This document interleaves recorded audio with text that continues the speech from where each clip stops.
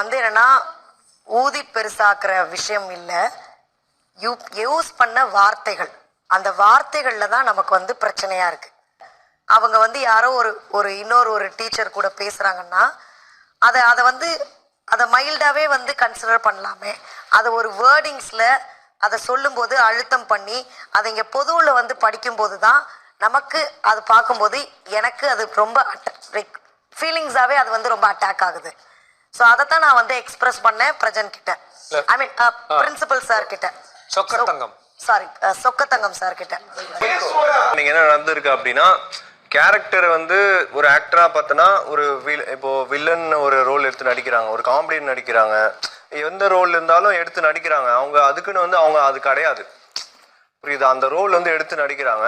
அந்த ஒரு மென்டாலிட்டி இருக்கவங்க மட்டும்தான் வந்து எல்லா படத்துலையும் ஒரு வாய்ப்பு கிடைக்கிறதோ லைஃப்ல நெக்ஸ்ட் லெவல் போகிறதோ இருக்கணும். அந்த லெவலில் இதை பார்த்துருக்கலாம் எனக்கு தெரிஞ்சு. அது நீங்கள் இவ்வளோ பர்சனலாக எடுத்துருக்க வேண்டாம். அவருமே இன்வால்வ் ஆகிருக்கிறதுனால he is not feeling very okay. அவர் ரொம்ப மனசளவில் ரொம்ப இதுவாக இருக்கார். இதே வந்து பெருசாக்கிறீங்கன்னு கேட்குறது. அவர் வந்து அந்த லெட்டர் படிக்கும்போது வந்து வசந்தி தான் படித்தாங்க. படிச்சுட்டு இது என்னதுரா இதெல்லாம்ன்றப்போ எனக்கு செம்மையாக சிரிப்பு வந்தது. ஆக்சுவலாக எழுதுறவங்க வந்து பயங்கரமாக திங்க் பண்ணி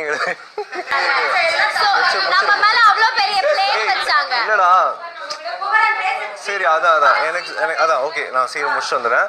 ரொம்ப சிரிப்பாக இருந்தது, அதை என்ஜாய் பண்ணிட்டு. ஏன்னா இன்னையோட அந்த கேரக்டர் முடிய போகுது, டாஸ்க்கு வந்து முடிய போகுது.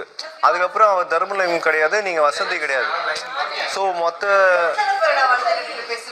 ஆனால் வந்து எனக்கு தெரிஞ்சு பாருவா ஃபீல் பண்ணிட்டீங்கன்னு நினைக்கிறேன். அது அந்த மாதிரி எதுவுமே கிடையாது.